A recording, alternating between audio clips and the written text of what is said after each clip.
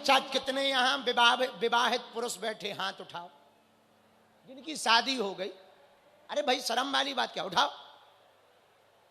हम नहीं उठा सकते।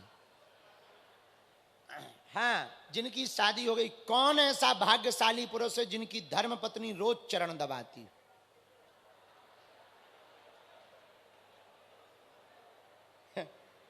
डूब मरो पूरे पंडाल में। तोरी शादी हो गई थे, हाथ तो खड़ो कर लो। खड़ा हो, ए लड़का खड़ा हो, खड़ा हो, दोनों हाथ। शादी हो गई, चरण दबा दी रोज। अच्छा, कहां के हो बेटा? शिवपुरी के। घरवाली कहां की है?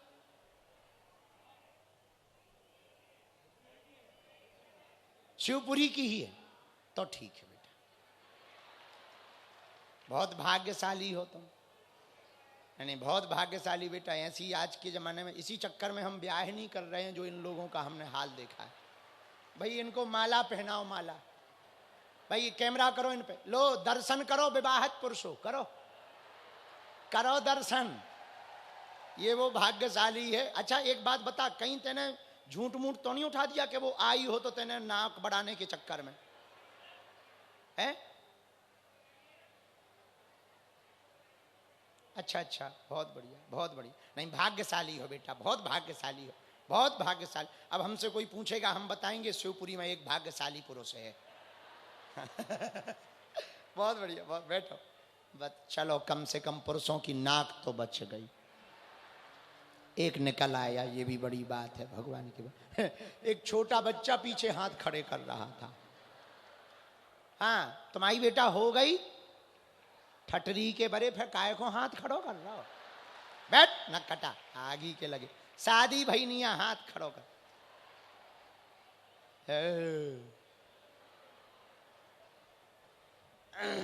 बहुत बढ़िया।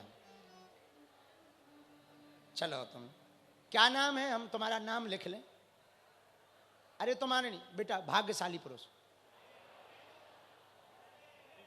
विनय, विजय। भैया ये नोट नाम कर लो।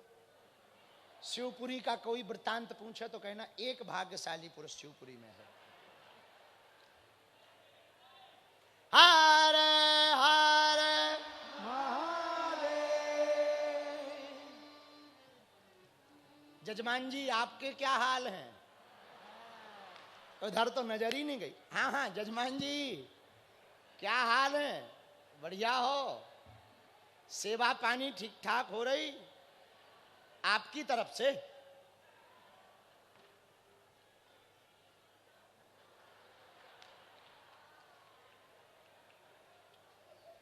अब आपको दक्षिणा देनी है, आपकी हम हंसी नहीं उड़ा सकते हैं, क्योंकि आप यजमान भी हो और परीक्षित भी हो। हमारे जजमान जी बहुत सीधे हैं, ताली बजाओ इनके लिए। सीधे हैं, बड़े अच्छे हैं, सरल हैं, बहुत सीधे हैं, बड़े भावुक भी हैं। सती जी चरण दबाने लगी भोले बाबा के। महाराज, हम स्त्रियों का धर्म है पतियों की सेवा करना। देवी जी बात घुमाओ ना, सीधी सीधी बताओ। अब सती जी बोली, महाराज आपकी ससुराल में आपके ससुर जी ने विशाल यज्ञ रखा। सुन देखो लहजा कितना गजब, शब्द शैली कितनी ऊंची है। वरना माताओं की आदत होती है हमारे पिताजी ऐसे, हमारा मायका ऐसा, पर लहजा कितना गजब। आपकी ससुराल में आपके ससुर जी ने विशाल यज्ञ का आयोजन रखा है। शंकर जी बोले निमंत्रण आया? नहीं। चिट्ठी आई? चिट्ठी तो नहीं आई, पर डाक गड़बड़ा गई होगी। आज वो बात शंकर जी ने बताई जो आज तक छुपा करके रखी थी, उस दिन वाली बात। सती जी बोली, महाराज यदि ऐसी बात है आप हमें जाने की आज्ञा दो।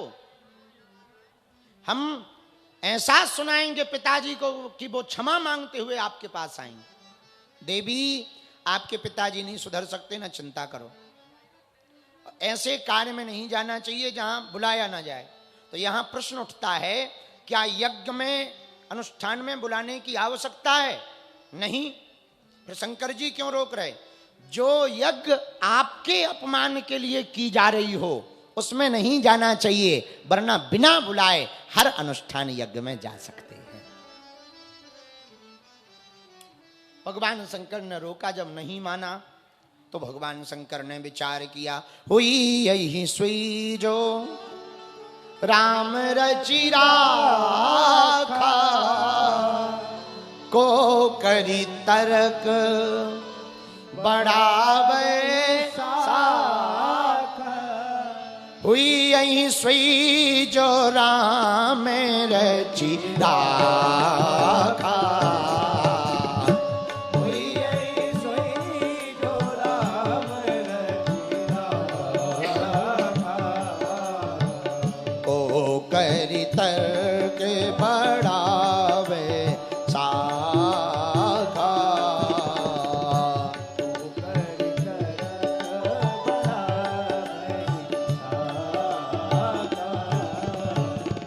सीताराम सीताराम सीताराम सीताराम सीताराम करिए, जाहि विधि राखे राम ताहि विधि रहिए।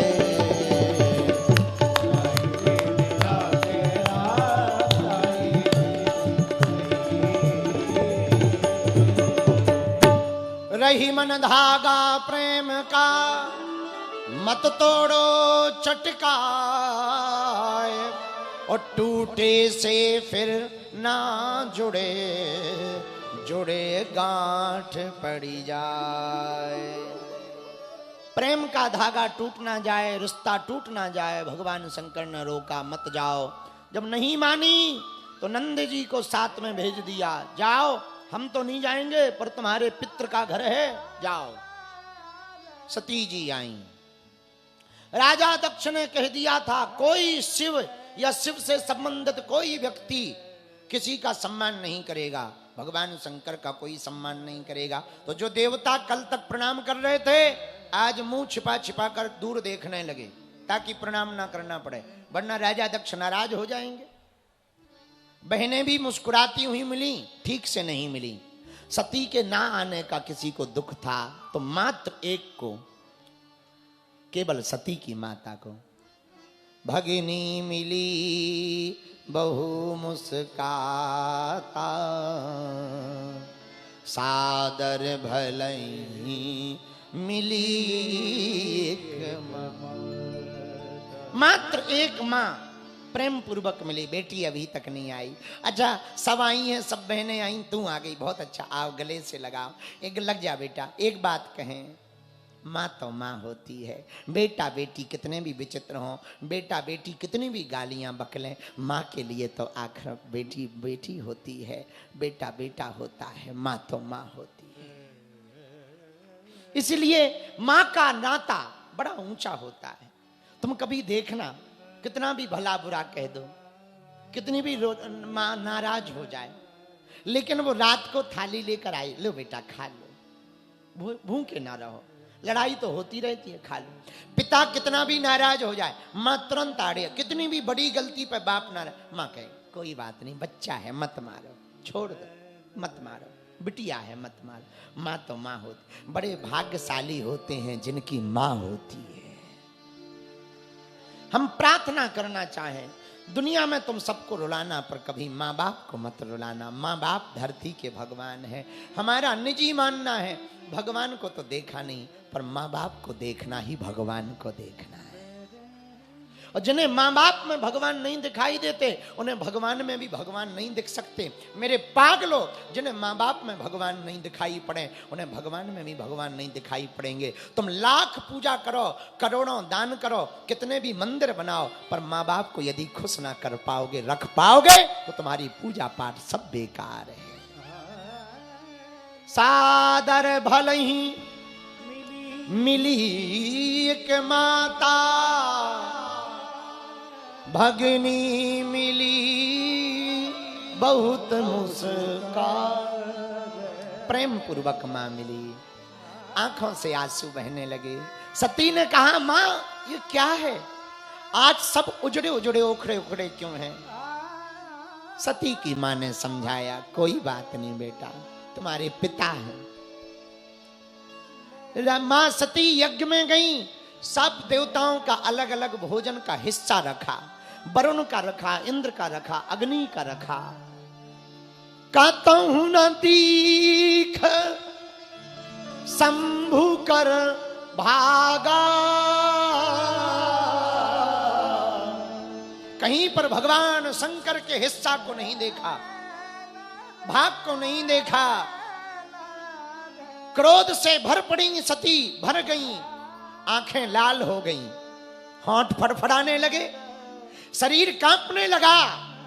बीच यज्ञशाला में खड़ी होकर के दोनों हाथों की मुष्टिक बांधकर, आंखें नेत्र लाल, वो सती बोल पड़ी, ए पिता दक्ष। दक्ष जी चौंक गए, आज तक नाम नहीं लिया, पहली बार नाम ले रही हो, तुम हमारा नाम ले रही। सती ने कहा, ऐसे पिता का तो नाम ही लेना चाहिए जो शिव द्रोही हो, भगवान शंकर का जो द्रोही हो। मैं अब वापस नहीं जाऊंगी, मैं अब भगवान शंकर के पास नहीं जाऊंगी। यदि मैं भगवान शंकर के पास वापस गई, अपने स्वामी के पास, तो वो कहेंगे, आओ दक्ष कुमारी, आपके नाम से मुझे पुकारा जाएगा, और मैं आज शर्मिंदा हूं कि आपकी बेटी हूं, जो भगवान शंकर का अपराधी है, उसकी मैं बेटी हूं, उसकी रंगों का खून मेरे अंदर बह रहा, मैं अब अपने शरीर को भी नहीं रख सकती। और सुनो देवताओं, जिन जिन ने मेरा अपमान किया है, जिन जिन ने भगवान शंकर की निंदा की है या सुनी है, सबको फल भोगना पड़ेगा, सबको फल भोगना पड़ेगा। पिता तुमको भी फल भोगना पड़ेगा। और इतना कह के क्रोधाग्नि में बह गई सती और अपने शरीर में ही ज्वाला को प्रकट कर लिया। देखते ही देखते शरीर को भस्म कर दिया। शरीर को भस्म करते करते भगवान शंकर का ध्यान किया। हे महादेव, हे त्रिभुवनपति, हे भूत भावन शंकर, मैं शरीर तो त्याग रही हूं, पर मैं दूसरा जन्म लूं तो भी मैं दूसरे जन्म में आपकी ही दासी बनूं, आपकी ही दासी बनूं। अक्रोधाग्नि में शरीर को जलाकर नष्ट कर दिया। हाहाकार मच गया चारों तरफ। एक बात सज्जनों ध्यान से सुनना, आवत ही हर से नहीं, नैनन नहीं स्नेह, तुलसी तहां न जाइए, चाहे कंचन बरसे। जिस घर में तुमको देखकर प्रसन्नता ना हो, वहां नहीं जाना चाहिए। जहां अपने से बड़े मना करें, वो काम नहीं करना चाहिए। आंखों में आंसू सबके भर गए। भगवान शंकर को पता लगा सती ने शरीर को त्याग दिया। क्रुद्ध हो गए भगवान शंकर। अपनी जटाओं के एक बाल को निकालकर नीचे जमीन पर पटक दिया। देखते देखते विशाल पुरुष प्रकट हुआ। भगवान शंकर ने कहा, अरे वीर, जा, तेरा भद्र हो, तेरा कल्याण हो, और तुझे कली काल में सभी युगों में वीरभद्र के नाम से जाना जाएगा।